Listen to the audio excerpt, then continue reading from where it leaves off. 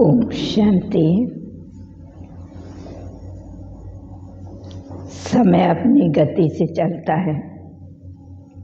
1 तारीख से चलते चलते आज 30 तारीख हो गई। कैलेंडर के हिसाब से जनवरी मास जा रहा है, लेकिन हम बाबा के बच्चों के हिसाब से जनवरी मास शुरू होगा। जनवरी मास माना शक्ति, पुरुषार्थ, परमार्थ और परिवर्तन। इन 4 के लिए जनवरी मास हमको मिला है।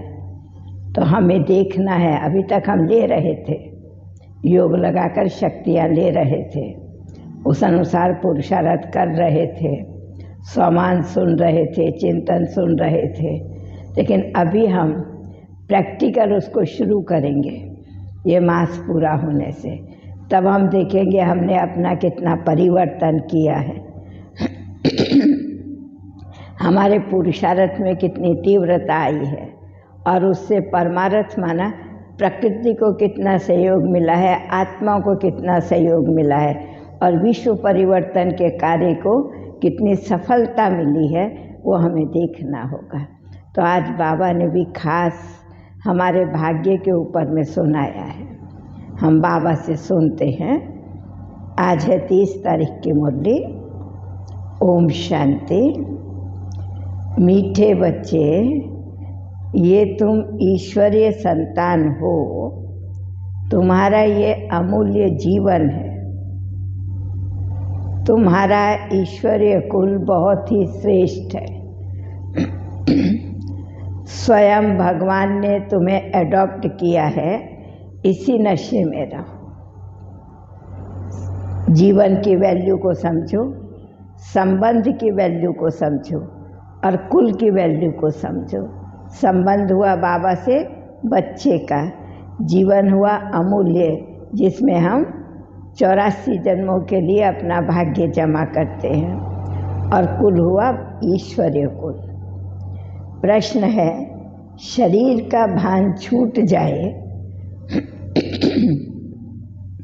शरीर का भान टूट जाए, उसके लिए किस अभ्यास की आवश्यकता है? देह भान से हम मुक्त हो जाए तो क्या करें? उत्तर है, चलते फिरते अभ्यास करो।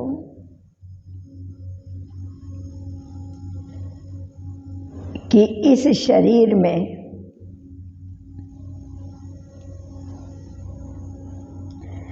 हम थोड़े समय के लिए निमित्त मात्र हैं।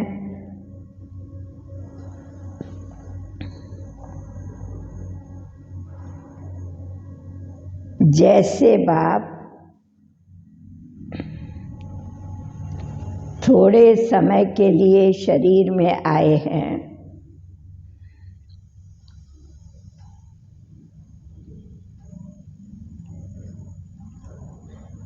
ऐसे हम आत्मा ने भी थोड़े समय के लिए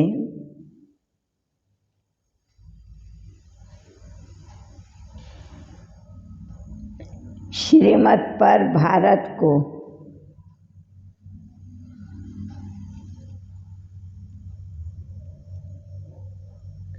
स्वर्ग बनाने के लिए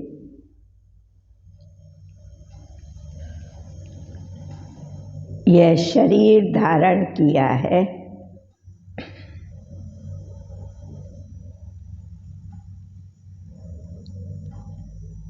बाप और वर्षा याद रहे,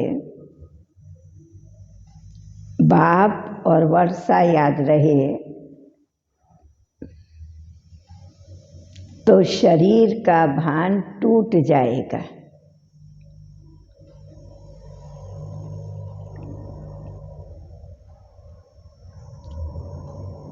इसको ही कहा जाता है जीवन मुक्ति।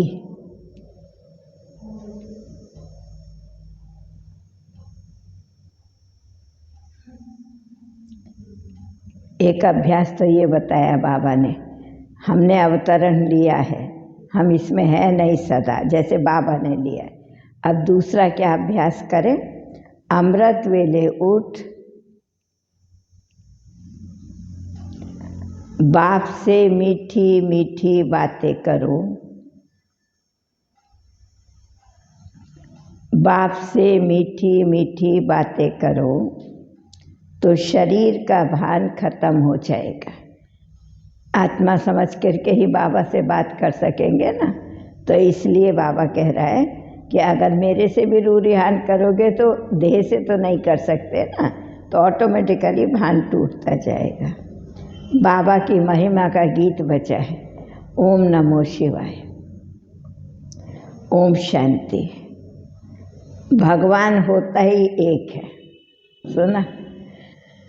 मनुष्य बहुत है, भगवान एक है। एक जो बाप भी है, बच्चों को समझाया गया है। आत्मा का रूप कोई इतना बड़ा लिंग नहीं है, आत्मा तो बहुत छोटी स्टार मिसल भ्रुकुटी के बीच में है, कोई इतना बड़ा ज्योतिर्लिंगम भी नहीं है, माना बाबा का रूप भी इतना बड़ा नहीं है जैसे मंदिरों में रखा हुआ है, नहीं। जैसे आत्मा वैसे परमात्मा बाप है, आत्मा का रूप मनुष्य जैसा नहीं। हाँ, आत्मा तो मनुष्य तन का आधार लेने वाली है, आत्मा ही सब कुछ करती है, संस्कार सब आत्मा में है, आत्मा स्टार है, आत्मा ही अच्छे व बुरे संस्कारों अनुसार जन्म लेती है। तो इन बातों को अच्छी रीति से समझना है। मंदिरों में लिंग रखा हुआ है, इसलिए समझाने के लिए हम भी शिवलिंग का चित्र दिखाते हैं। हमारे पास भी है ना, बाबा का चित्र है और शंकर का चित्र है। शिवलिंग भी रखा हुआ है और शंकर का भी है, तो अंतर बताते हैं। ऐसे आत्मा भी अंगुष्ठे में सल है। इनका नाम शिव है। बिगर नाम के कोई चीज़ होती नहीं, कुछ ना कुछ आकार होता है। बाप है परम धाम में रहने वाला, परमात्मा बाप कहते हैं। जैसे आत्मा शरीर में आती है, वैसे मुझे भी आना पड़ता है, शरीर का आधार लेना पड़ता है। नर्क को स्वर्ग बनाने के लिए बाप की महिमा सबसे न्यारी है। अभी तुम बच्चे जानते हो, तुम आत्माएं आई हो यहाँ पाठ बजाने। ये बेहद का अनादि अविनाशी ड्रामा है। इनका कभी विनाश नहीं होता, हमारा पाठ कभी बंद नहीं होता, रिपीट होता रहता है, चलता रहता है। इनका कभी विनाश नहीं होता, ये फिरता ही रहता है, माना चलता ही रहता है। बाप रचयिता भी एक है और आप रचना भी एक है। रचना एक है माना मनुष्य आत्मा, मनुष्य को बोलते हैं ना, आत्मा ही बाबा की रचना है। ये बेहद सृष्टि का चक्र है। 4 युग हैं। दूसरा है कल्प का संगम युग, माना 5वां युग जिसको कहते हैं, जिसमें बाप आकर के पति दुनिया को पावन बनाते हैं। ये चक्र फिरता ही रहता है। तो तुम बच्चों को अब स्मृति आई है कि हम सब आत्माएं परम धाम में रहने वाली हैं। इस कर्म क्षेत्र पर पाठ बजाने आई हैं। इस बेहद के ड्रामा को रिपीट होना ही है। हम इसको रोक नहीं सकते कि इसको उल्टा भी लेके नहीं जा सकते, इसने आगे ही आगे चलना है। पिछला रील में लिपटता जाता है, आगे का खुलता जाता है। बाप है बेहद का मालिक, उस बाप की अपरम अपार महिमा है। ऐसी महिमा और कोई की नहीं है। वह मनुष्य सृष्टि का बीज रूप है, सबका फादर है। बाप कहते हैं मैं पराई रावण की दुनिया में आता हूँ। एक तरफ है आसुरी गुणों वाली संप्रदाय और दूसरी तरफ है दैवी गुणों वाली संप्रदाय। इनको कंसपुरी कहा जाता है। आज की दुनिया को कंस असुर को कहा जाता है, श्री कृष्ण को देवता कहा जाता है। अब बाप आए हैं क्या क्या करने, पहला हमें देवता बनाने और सबको वापस ले जाने। और कोई की ताकत नहीं जो मनुष्य को देवता बना सके और वापस घर ले जा सके, अर्थात मुक्ति धाम में ले जाए। बाप ही बैठ बच्चों को शिक्षा दे, दैवी गुण धारण कराते। कैसे देवता बनाता है, खाली बोलने से नहीं हम बन जाते। प्रतिदिन आकर के, हमारा क्लास मिस हो, बाबा का मिस नहीं होता है। प्रतिदिन आकर के बाबा बच्चों को शिक्षा देते हैं, दैवी गुण धारण कराते हैं। यह बाप की ही फर्ज अदाई है, कर्तव्य है। बाबा कहते हैं जब सभी तमो प्रधान हो जाते हैं, मुझे भूल जाते हैं। ना सिर्फ भूल जाते लेकिन मुझे क्या करते हैं, पत्थर ठिक्कर भीतर में ठोक देते हैं, मतलब सर्वव्यापी कह देते हैं। इतनी ग्लानि कर देते हैं तब तो मैं आता। बाबा भी शांति से सुनता है। मेरे जैसी ग्लानि किसी की भी नहीं करते हो, तब तो मैं आकर के तुम्हारा लिबरेटर बनता हूँ। अपकारी पर उपकार करता है, तब तो मैं आकर तुम्हारा लिबरेटर बनता हूँ।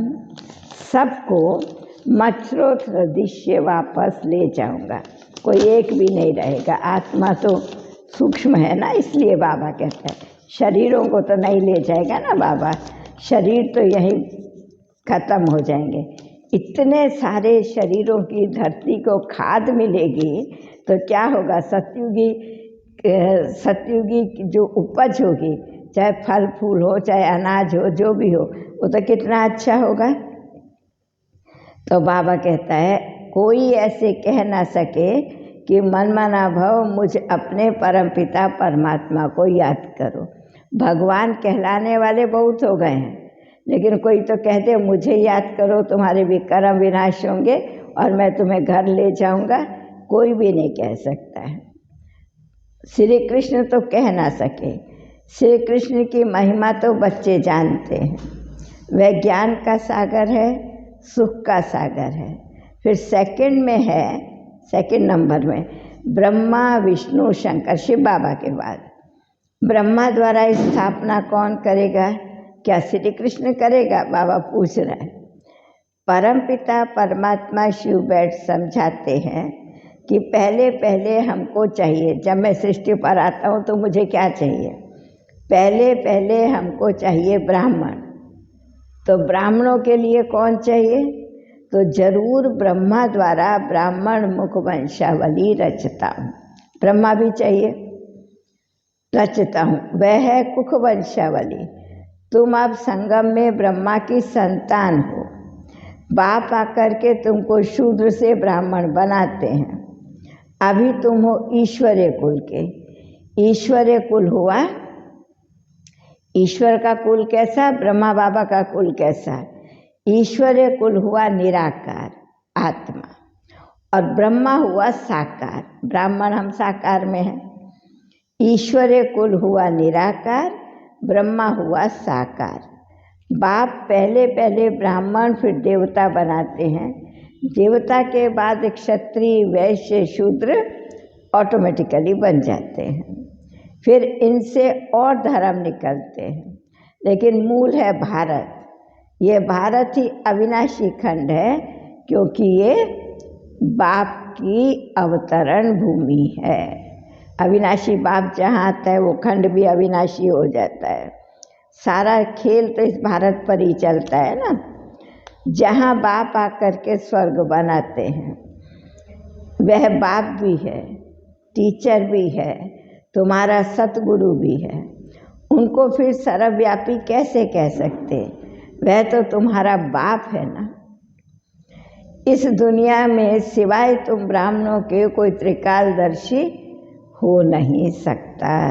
तीनों कालों को सिवाय बाबा के कोई बता नहीं सकता, और हम बच्चों के सिवाय कोई जान नहीं सकता। हम जो बनते हैं बाबा के बच्चे, वही जानते हैं। तो तुम बच्चे समझते हो परमपिता परमात्मा के साथ हम परम धाम के रहने वाले हैं। फिर नंबरवार कर्म क्षेत्र पर पाठ बजाने आते हैं, जब जिसका समय है। फिर पिछाड़ी में हम ही जाते हैं। 84 जन्म पूरे हमें ही लेने हैं, क्योंकि लास्ट में ज्ञान लेके सबको वापस भी तो ले जाना है ना। आते सबसे पहले है, जाते सबसे बाद में है। बाबा समझाते हैं तुमने कितने जन्म लिए और कैसे वर्णों में आए, ये चक्र चलता रहता है। अभी तुम हो ईश्वरीय संप्रदाय, यह तुम्हारा अमूल्य जीवन है, जबकि तुम ईश्वरीय संतान बने हो। ब्रह्मा द्वारा बाप आकर के एडॉप्ट करते हैं। बाप है स्वर्ग का रचयिता, तो खुद ही आकर के स्वर्ग का मालिक भी बनाता है। खाली रचता ही नहीं है, हमें भी तैयार करता है, स्वर्ग का मालिक भी बनाता है। अब सारे विश्व में शांति स्थापन करना यह एक बाप का ही काम है। किसी को मालूम ही नहीं ना शांति, कौन सी शांति चाहिए। घर बार छोड़ करके जंगल में चले जाए, वो नीरस शांति नहीं चाहिए। मृत्यु को पाले, वो माना डेड शांति नहीं चाहिए, नहीं निर्जीव शांति नहीं चाहिए। हमें सरस शांति चाहिए, जिसमें प्रेम हो, सुख हो, शांति हो, वो वाली हमको शांति चाहिए ना। तो इसलिए बाबा कहता है जबकि तुम ईश्वरीय संतान बने हो, ब्रह्मा द्वारा आकर के तुमको अडॉप्ट किया है। बाबा कहते हैं मेरा पार्ट है, मैं तुमको फिर से राजयोग सिखलाता हूँ, जिससे तुम एवर हेल्दी बनेंगे। जैसे देवता बने थे, अब फिर रिपीट होता है, ड्रामा फिर से रिपीट हो रहा है। यह सैपलिंग लग रहा है, कलम लग रहा है। बाप बागवान है, इन द्वारा कलम लगा रहे हैं। जैसे एक गुलाब का एक पेड़ से, एक पौधे से एक कलम निकालते हैं, उसको रख देते हैं और फिर उसके बाद में दूसरी जगह उसको लगाते हैं, वो पैदा हो जाता है। ऐसे ही अभी नई सृष्टि का सैपलिंग लग रहा है। बाप बागवान हैं, इन द्वारा कलम लगा रहे हैं। किसके द्वारा? ब्रह्मा बाबा के द्वारा। बाप सन्मुख बैठ समझाते हैं, मेरे सिकिलधे बच्चे, देखो कितना प्यार कर रहा है, प्यार को महसूस करो, खाली सुनो नहीं। मेरे सिकिलधे बच्चे, बहुत समय से बिछड़े हुए बच्चे, याद है ना? मैंने तुमको स्वर्ग में भेजा है। भाई बाबा बोल रहा है कि याद भी आ रहा है बाबा के बोलने के साथ कि बाबा ने भेजा था और हम गए थे। फिर तुम 84 का चक्कर लगाकर अब आकर के मिले हो।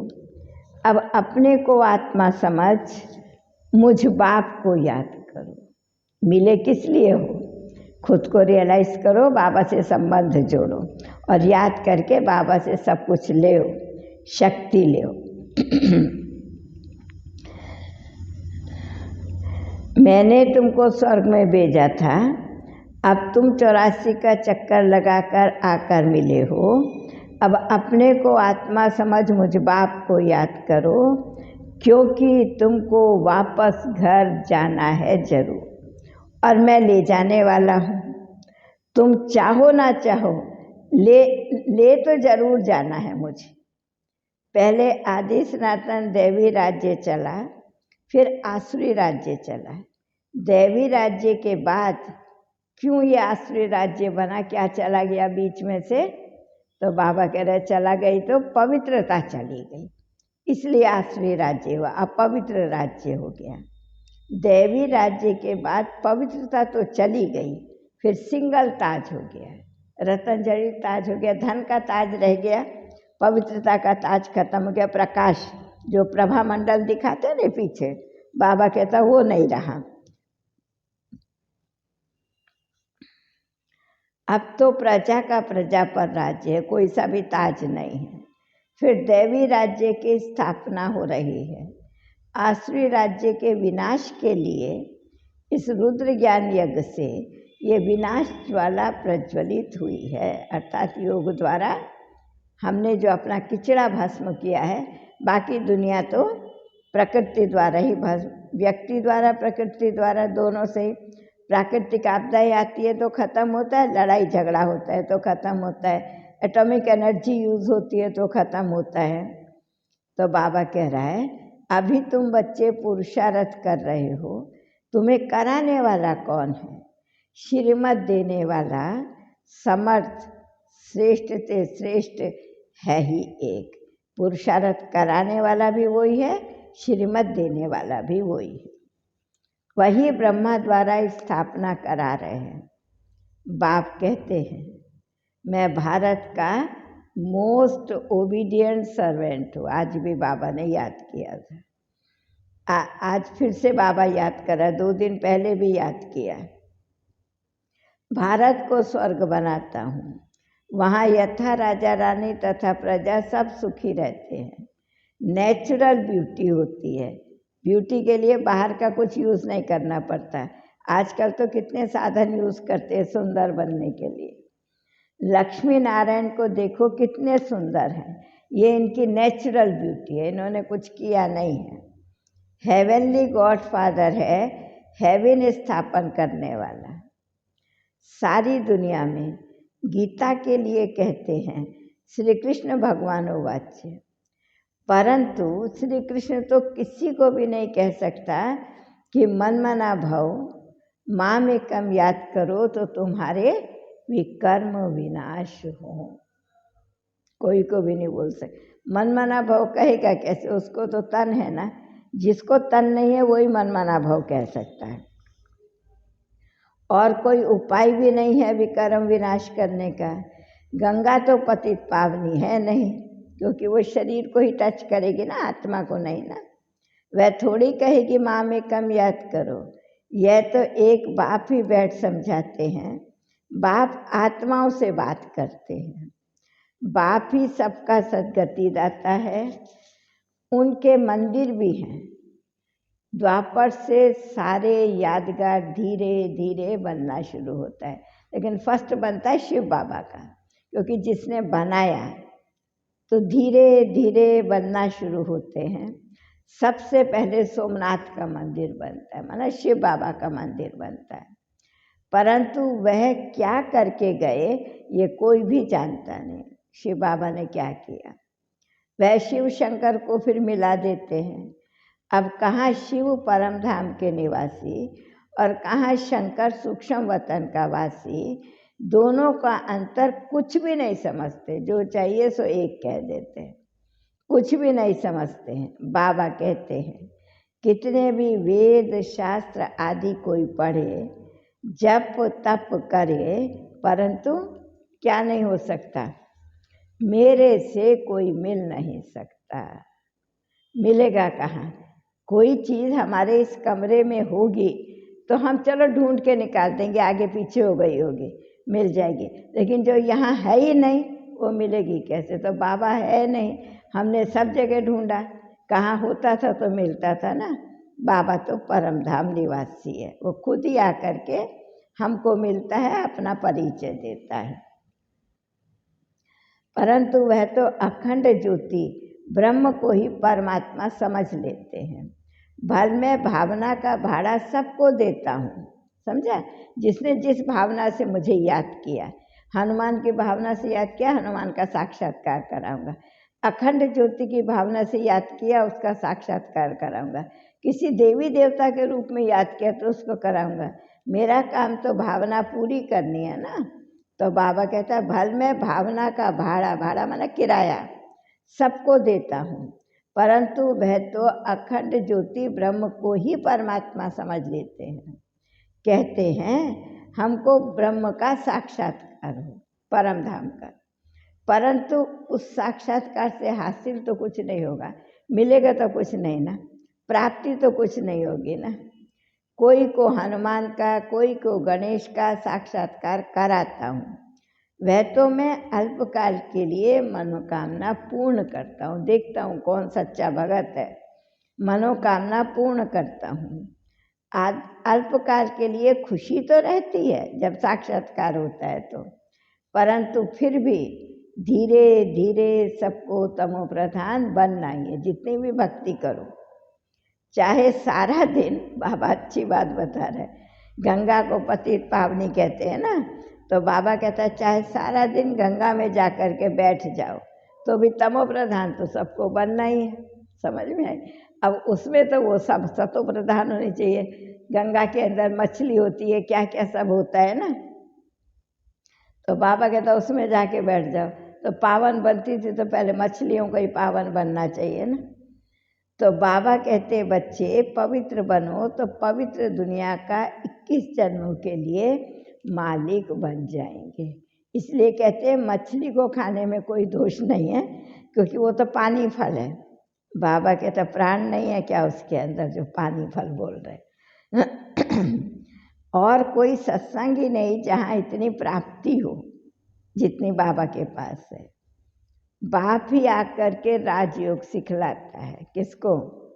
हम बच्चों को। बाप ही आकर के राजयोग सिखलाते हैं। तो तुम्हें कितना ना श्रीमत पर चलना चाहिए। पहली बात श्रीमत पर चलो, दूसरी बात पढ़ाई पर ध्यान दो। बाबा की मुख्य श्रीमत तो हम सबको मालूम है ना, पवित्र रहना, अमृत वेले उठना, रोज पढ़ाई पढ़ना, दैवी गुण धारण करना और ईश्वरीय सेवा करना। ये मुख्य श्रीमत है। बाकी तो फिर सबके अपने अपने संस्कार अनुसार, पुरुषार्थ अनुसार वो श्रीमत को ग्रहण करते हैं। तो पढ़ाई पर ध्यान देना चाहिए। बाप श्रेष्ठ से श्रेष्ठ मत देते हैं। श्रीमत से भारत को स्वर्ग बनाना है। तुम्हें ड्रामा के रास को अच्छी तरह से समझना है। बनाओगे कैसे? पहले रहस्य को तो समझो, पहले रास को समझो, फिर पुरुषार्थ करना है। पुरुषार्थ कर ऐसा लायक बनना है, कैसा? लक्ष्मी नारायण जैसा। बाबा जहाँ बैठ के मुरली चलाते थे ना, उसके राइट हैंड साइड में एक ट्रांसलाइट का चित्र था 4x6 का। तो वो स्टैंड माना एक पीढ़ा था, उसके ऊपर रखा रहता था। उसकी जितना देर बाबा की मुरली चलेगी ना, योग में उसकी लाइट नहीं जली होगी, लेकिन जब बाबा की मुरली चलेगी तो उसका लाइट ऑन होगा, तो वो पूरे टाइम जलता था, चला माना दिखाई देता था प्रकाश। तो बाबा जब मुरली चलाता था, चलाते चलाते हाथ से इशारा करता था कि ऐसा बनना है। सुना, लक्ष्मी नारायण शब्द कम ही बोलेगा, तुम्हें ऐसा बनना है पुरुषार्थ से, एकदम ऐसे नेचुरल, जैसे बाबा अपना पुरुषार्थ करके पूरा काम कर दिया है, खाली हम बच्चों के लिए रुका हुआ है। लास्ट के 3-4 साल में तो बाबा से ऐसे लगता था बाबा कंप्लीट हो गया, मनुष्य शरीर में रह कर के कैसे संपूर्ण बन सकता है, वो दिखाने के लिए हमारे लिए जैसे रुका हुआ है। तुम्हें पढ़ाई पर भी ध्यान देना है। बाप श्रेष्ठ से श्रेष्ठ मत तुम्हें देते हैं। बाबा भी थोड़े टाइम के लिए आया हुआ है, तो अपने बाप और वर्ष्य को याद करो। इसको ही सेकंड में जीवन मुक्ति कहा जाता है। बाबा कहते हैं, मैं आया हूँ सबको वापस ले जाने। अब तुम अपने को आत्मा समझ सवेरे उठकर बाबा को याद करो, क्योंकि सवेरे का समय शांत का है, दुनिया भी आवाज़ से परे है, नींद में सोई है, भक्त भक्ति कर रहे हैं, बच्चे याद कर रहे हैं, कोई डिस्टर्बेंस नहीं है, बुद्धि भी फ्री है एकदम से, क्योंकि कारोबार कुछ नहीं है। तो सवेरे उठकर बाबा को याद करो, उनसे बातें करो। कोई कहता है ना योग नहीं लगता बाबा, बाबा कहता है किसी से बात करना नहीं आता, ऐसे मुझसे भी बातें करो। तुम जानते हो हमारे 84 जन्म पूरे हुए, अब हम ईश्वरीय संतान बने हैं, इसके बाद दैवी संतान बनेंगे, फिर क्षत्रिय संतान बनेंगे डैश, उसके बाद तो ऑटोमेटिकली चेंज होते जाएंगे ना, फिर क्षत्रिय संतान बनेंगे।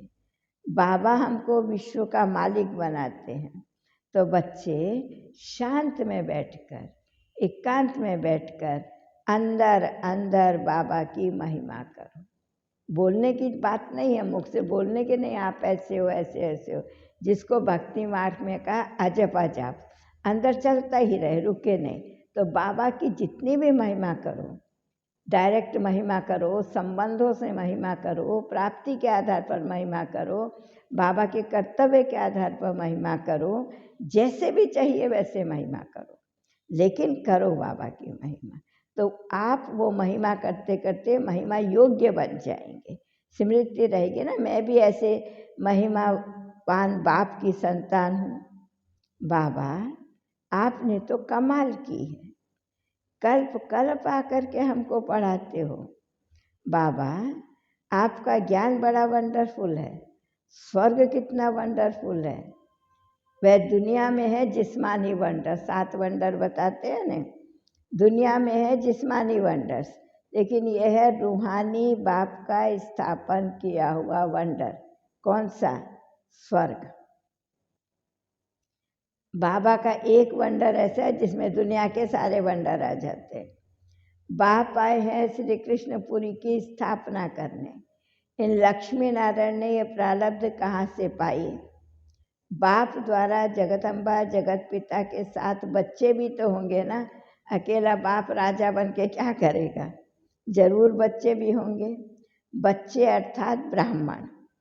जगत अम्बा तो ब्राह्मणी थी ना, वह है कामधेनु, सबकी मनोकामनाएं पूर्ण कर रही है ज्ञान के द्वारा। वो अल्पकाल की मनोकामनाएं नहीं, विकारी मनोकामनाएं नहीं, ज्ञान के द्वारा जो गुणों की मनोकामना पूर्ण कर देती है, सबकी मनोकामनाएं पूर्ण कर देती है। यह जगदम्बा ही फिर स्वर्ग की महारानी बनती है। कितना वंडरफुल राज, रहस्य कितना है, क्या करती है, क्या बनती है, और क्यों बनती है? क्योंकि विश्व की सेवा की है। यह बाप अपनी अवस्था को जमाने के लिए तुम बच्चों को भिन्न भिन्न युक्तियाँ बताते हैं। याद करने की युक्ति बता रहा है, शक्ति भरने की युक्ति बता रहा है, कैसे तुम्हारा निरंतर याद लगी रहे।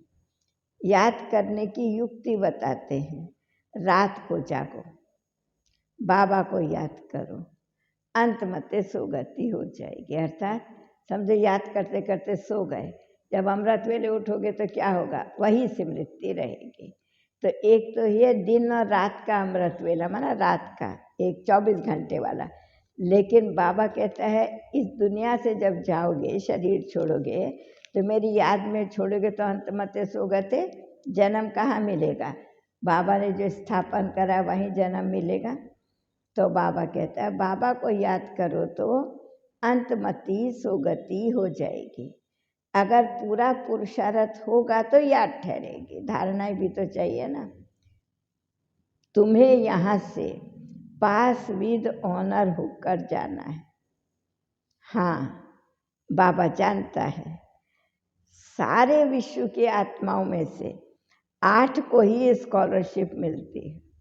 एक स्कूल में कितने बच्चों को स्कॉलरशिप मिलती है, लेकिन इतने सारे विश्व की आत्माओं को मिला दो, उनमें से बाबा कहता कुल 8 को, माना जिन्हें आंख भी नहीं देखनी पड़ेगी, पास विद ऑनर। 8 को ही स्कॉलरशिप मिलती है। सब कहते हैं हम लक्ष्मी नारायण को पढ़े, तो बाबा कहता पास होकर के दिखाओ। अपने को देखना है। अगर लक्ष्मी नारायण को वरना चाहते हो तो अपने को देखना है, मेरे में कोई बंदरपना तो नहीं है। बंदरपना क्या होता है? उसको देखो तो वो खों खों करेगा, नहीं।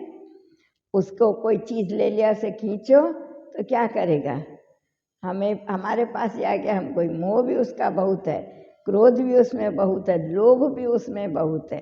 बंदर में सब टू मच है। तो बाबा कहता है अंदर में कोई बंदरपना तो नहीं है। अगर है तो उसको निकालते जाओ, चेक करो। जनवरी मास हमें सारे वर्ष में विशेष चेकिंग का टेंशन दिलाता है। उसको निकालते जाओ, देखो कैसे निकालो, क्या क्या चेक करो सारे दिन में। देखो सारे दिन में मैंने किसी को दुख तो नहीं दिया। क्या याद रखो जो हम किसी को दुख ना देवें, क्योंकि मेरा बाप है सुख देने वाला। तो मैं कैसे दुख दे सकता हूँ कि दे सकती हूँ। जैसा बाप है सुख देने वाला, बच्चों को भी ऐसा ही बनना है।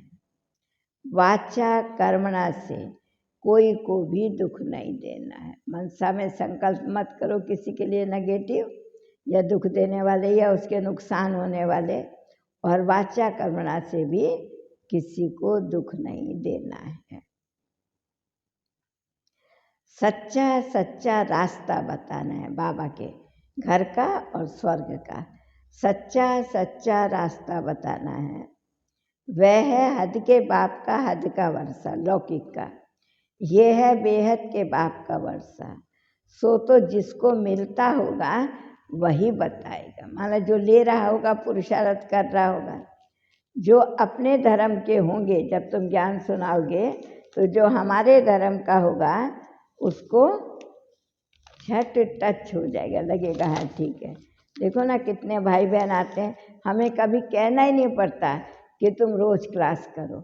बस वो 7 दिन पूरे होंगे, पूछेंगे बहन जी अभी क्या करना, तो उनको बताते हैं, वो समझ जाते हैं, वो आते रहते हैं।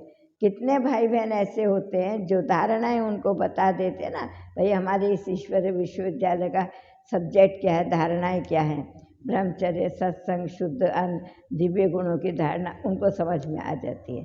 पवित्र रहने का पुरुषार्थ करते हैं, अन्न को शुद्ध बनाते, बहुत मेहनत करते हैं। किचन का टोटल चेंज कर देते, बर्तन चेंज कर देंगे, गैस चेंज कर देंगे, कितनी मेहनत करते। तो ये सब क्या है, बाबा को समझा है, माना है, प्यार है और अपने जीवन को परिवर्तन करने का भी लक्ष्य रखा है। बाबा कहते हैं फिर से दैवी धर्म स्थापन करने में ब्रह्मा के तन में आता हूँ। तुम बच्चों के बुद्धि में है कि अभी हम हैं ब्राह्मण, फिर हमको बनना है देवता। तो जो बनना है वही धारण करना है। देवता बनना है तो दैवी गुण भी धारण करने हैं। पहले हम यहाँ से जाएंगे सूक्ष्म वतन, फिर शांति धाम में जाएंगे। हिसाब किताब तो चुकतू करेंगे ना। वहाँ से फिर नई दुनिया में आएंगे, परम धाम से। नई दुनिया में हम कहाँ आएंगे? तो बाबा कहता है गर्भ महल में आए। यहाँ तो गर्भ जेल है ना, माँ और बच्चा दोनों त्राही त्राही होते हैं। वहाँ हम गर्भ महल में आएंगे, यहाँ गर्भ जेल में आते हैं। इनको कहते हैं झूठी माया, झूठी काया, झूठा सब संसार। बाबा कहते हैं सबसे बड़ा झूठ कौन सा है? धर्म की कितनी ग्लानि की। देवताओं के साथ में असुर थे, ये भी तो धर्म की ग्लानि है ना। असुरों ने ये किया, वो उस पर फिदा हुआ, वो उस पर फिदा हुआ। कितना पाप का बात बताते हैं, कितनी धर्म ग्लानि की है। अब देखो शिव जयंती मनाते हैं, परंतु शिव है कौन? कब आया? किसमें प्रवेश किया? कि क्या किया? प्रवेश करके क्या किया? यह कोई को भी पता नहीं है। मैं निराकार हूँ, ज्योति बिंदु, तो जरूर कोई के शरीर में आकर के ही तो नर्क को स्वर्ग बनाया होगा। माना किसी भी चीज़ का निर्माण करने की शिक्षा चाहिए। समझो कोई कारपेंटर है, कोई आर्टिस्ट है, जो करता है, जो भी हो, लेकिन पहले उसके लिए पढ़ाई पड़ता है ना, तभी तो वो उसको कर पाता है। तो बाबा कहता है मैं तुमको देवता बनाऊंगा तो तुम्हें शिक्षा भी तो मैं ही दूंगा ना आकर के। जरूर कोई शरीर में आकर नर्क को स्वर्ग बनाया होगा ना। तो बाप बच्चों को बहुत अच्छी रीति से समझाते हैं और राय देते हैं। समझाता ठीक है, फिर राय भी देता है।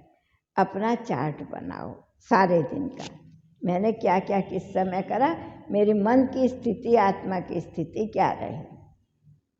अपना चार्ट बनाओ, सारे दिन में कितना समय बाप को याद किया। सवेरे उठकर बाप को और वर्षे को याद करो। हम बेहद के बाप के साथ आए हैं इस सृष्टि रंगमंच पर, किस लिए? धर्म की स्थापना करने। गुप्त वेश में भारत को स्वर्ग बनाने के लिए आए हैं। अब हमको वापस घर जाना है। जाने से पहले अपनी राजधानी जरूर स्थापन करनी है।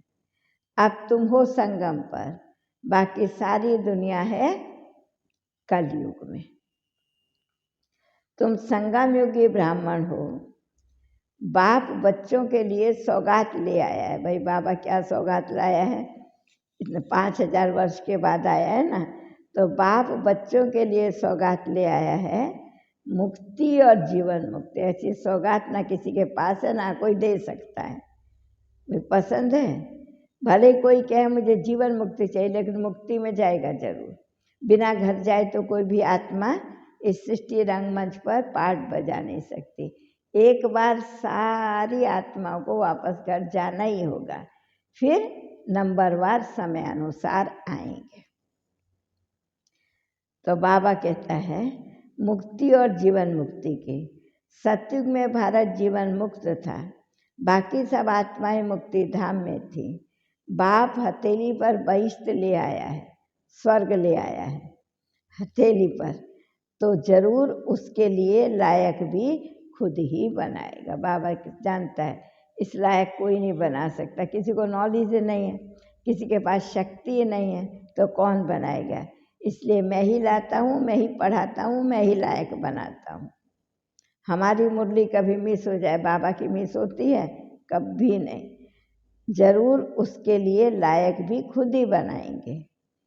अच्छा, मीठे मीठे किलधे बच्चों प्रति माता पिता बाप दादा का याद प्यार और गुड मॉर्निंग। रूहानी बाप की रूहानी बच्चों को नमस्ते।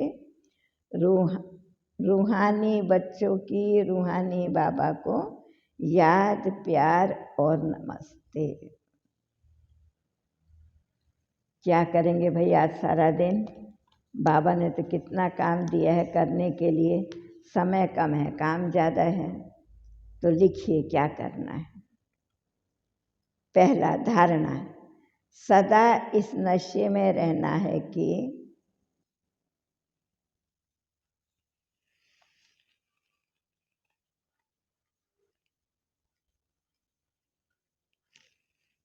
सदा इस नशे में रहना है कि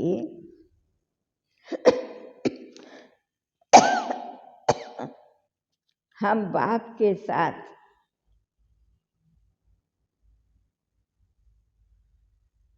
स्वर्ग की स्थापना के निमित्त हैं। हम बाप के साथ स्वर्ग की स्थापना के निमित्त हैं।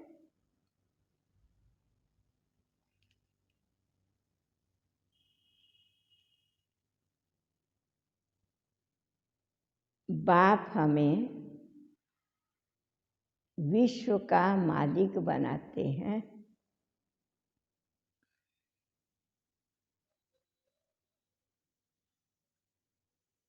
दूसरा,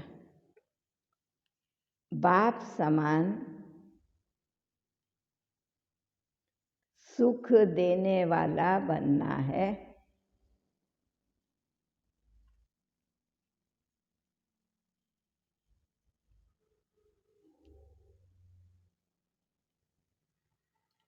कभी किसी को दुखी नहीं करना है।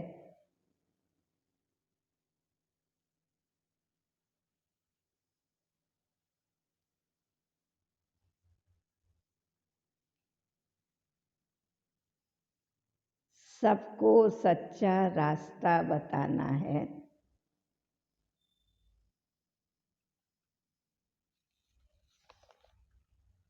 अपनी उन्नति के लिए अपना चार्ट रखना है।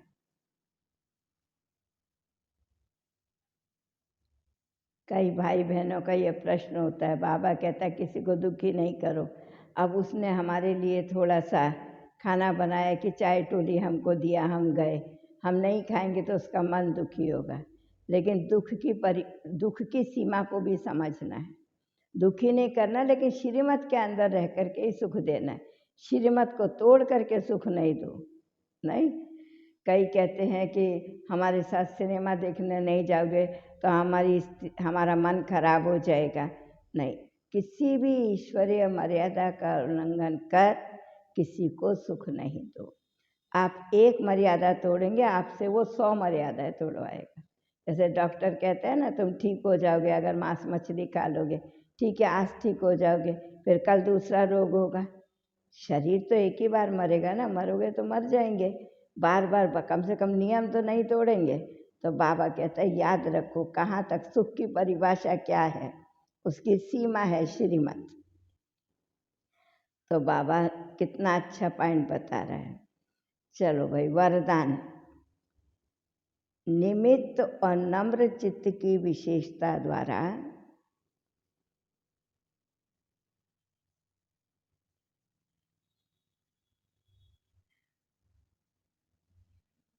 सेवा में फास्ट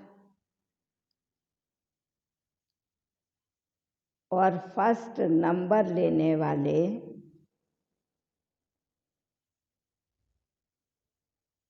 सफलता मूर्त भव।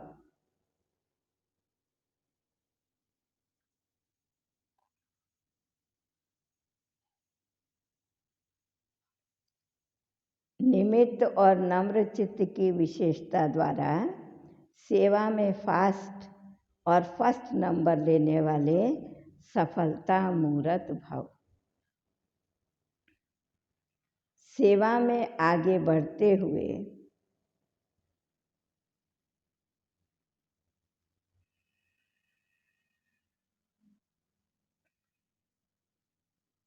यदि निमित्त और नम्र चित्त की विशेषता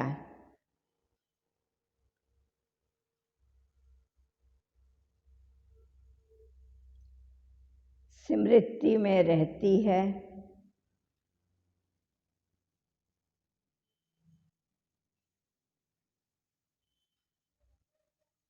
तो सफलता स्वरूप बन जाएंगे।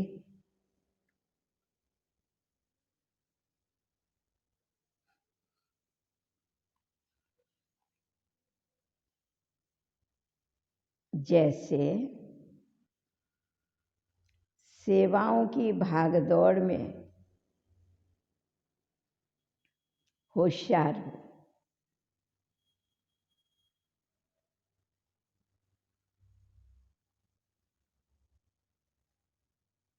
ऐसे इन दो विशेषताओं में भी होशियार बनो।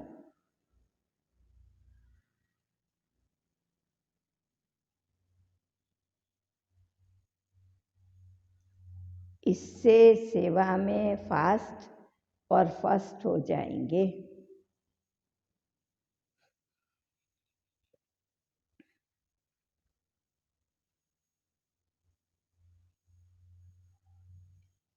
ब्राह्मण जीवन की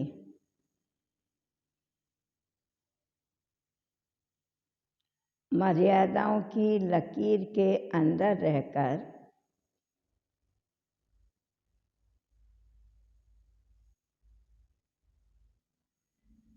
स्वयं को रूहानी सेवाधारी समझकर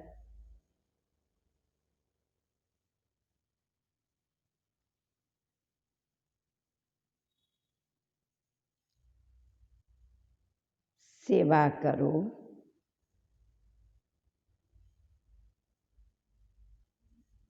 तो सफलता मूर्त बन जाएंगे।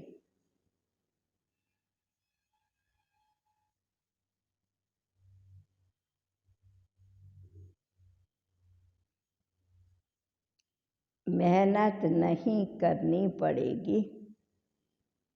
क्लियर हुआ ना बाबा की बात? अगर मैं कर रहा हूँ या कर रही हूँ ये समझकर सेवा करते हैं तो क्या होता है? अहंकार आता है। अहंकार कभी भी सफल होने नहीं देगा, बाबा बीच में से गुम हो जाएगा। और अगर हम नम्र नहीं होंगे तो हमारा संगठन नहीं बनेगा। नम्रता ही संगठन को बनाती है, और अकेला तो कोई सेवा कर ही नहीं सकता है। संगठन के बिना कैसे सेवा करेंगे? तो हर प्रकार की सेवा का महत्व, ऐसे नहीं भाषण करने वाला बड़ा है, नहीं, अपने स्थान पर सब बड़ा है। अब घर गंदा हो, किसी को आकर के आप उसको मुरली सुनाओ, वो सुनेगा? पहले सबसे पहले योगदान है सफाई वाले का।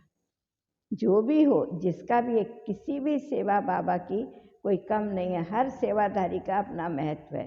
सफाई वाले का हो, भोग लगाने वाले का हो, घर को सेट करके रखने वाले का हो, जो भी हो, जो भी हो, हर किसी का महत्व। कोई सेवा बड़ी नहीं, कोई सेवा छोटी नहीं, सब सेवाएं बाबा ने दी हैं। और सबसे भाषण करने वाला का जितना भाग्य बनेगा, भंडारे में भोजन बनाने वाले का भी उतना भाग्य बनेगा। लेकिन दोनों के लिए निमित्त और निर्माण बनना जरूरी है। धारणाएं दोनों की एक जैसी हो, लेकिन फल उतना ही मिलेगा। ऐसे नहीं भाषण करने वाले को ज़्यादा नंबर मिलेंगे, खाना बनाने वाले को कम नंबर मिलेगा, नहीं, बराबर नंबर मिलेंगे। लेकिन सेवा की हमारी मैं ना हो। स्लोगन: जो बुद्धि द्वारा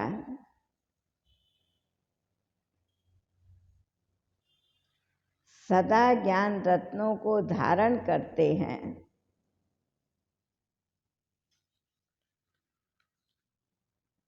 वही सच्चे होली हंस हैं। जो बुद्धि द्वारा सदा ज्ञान रत्नों को धारण करते हैं, वही सच्चे होली हंस हैं। ओम शांति। अभी क्या करेंगे? सोमान सुनेंगे कि सोमान का अभ्यास भी करते हो? प्रतिदिन अभ्यास करते करते अभी तो कहाँ तक पहुँच गए होंगे। तो आज है 30 तारीख। हम 30 तारीख का सुनते हैं होमवर्क।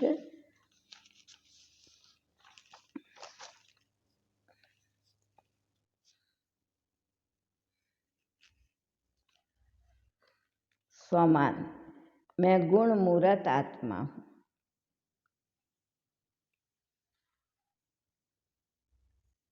चिंतन: ब्राह्मण जीवन में गुणदान कैसे करें? चिंतन करके निकालें हम कि क्या क्या करने से गुणदान होता है। मैं ऐसा हूँ, मैं ऐसा हूँ, ऐसे करने से अहंकार का ही दान होगा। लेकिन जो गुण है उसको सेवा में लगाते जाओ, व्यवहार में लाते रहो। आपस में जब मिलते हो तो पता चल जाएगा, ऑटोमेटिकली उसको भी प्रेरणा मिलेगी कि मुझे भी ऐसा ही व्यवहार करना है। तो आपके दृष्टि से, आपके बोल से, आपके व्यवहार से गुणों का दान, माना आपके कर्म से गुणों का दान हो जाता है। गुणदान कोई बोल के देने वाली चीज़ नहीं है कि हाथ में भी देने वाली चीज़ नहीं है, ये करके दिखाने वाली चीज़ है। योग अभ्यास। मैं आत्मा बाप दादा के साथ कंबाइंड हूँ।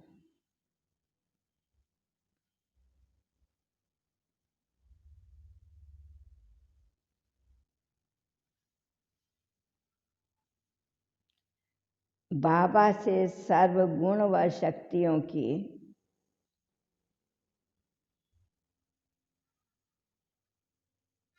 रंग बिरंगी किरणें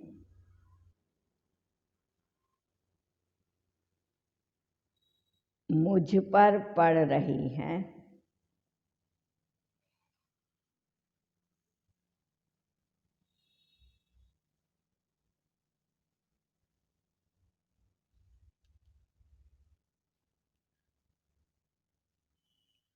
मैं आत्मा बाप समान गुण मूर्त बनकर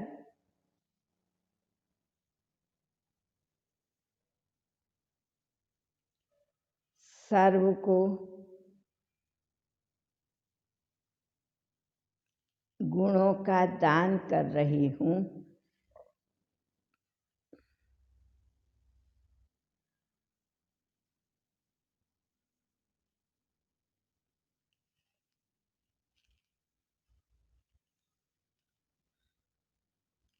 मेरी अपनी चीज़ नहीं है, बाबा से मैं ले रही हूँ।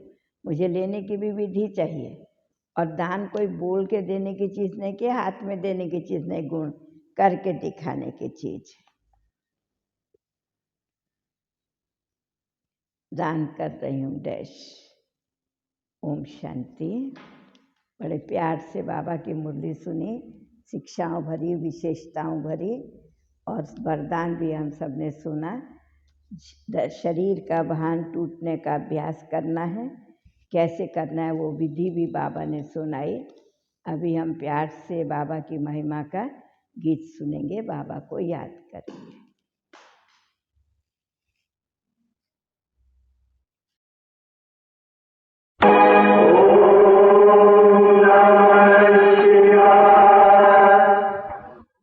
तुमात सहायक स्वामी सखा, तुम ही सबके रखवारे हो, जिसका कोई आधार नहीं, उसके तुम एक सहारे हो। तुमात सहायक स्वामी सखा, तुम ही सबके रखवारे हो।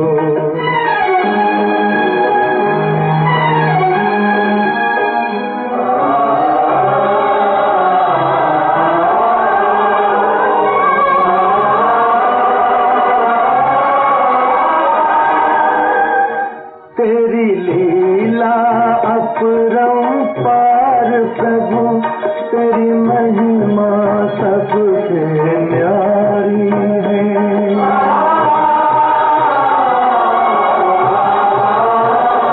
जब जब धरती पर पाप बढ़ा, तूने हीर खुदा ठारी है।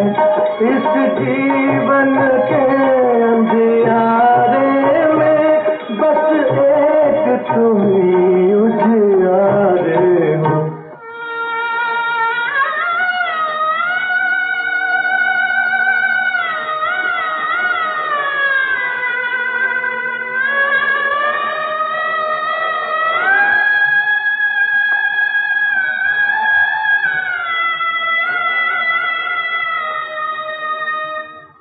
एक नाम तेरा ही सच्चा है, बाकी सब झूठी माया है।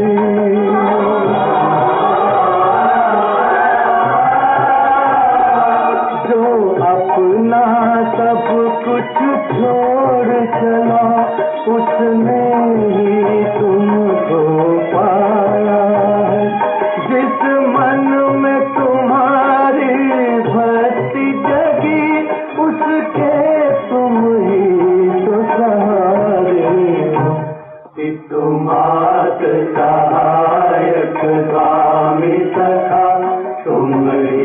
सबके रखवारे हो, जिसका कोई आधार नहीं उसके तुम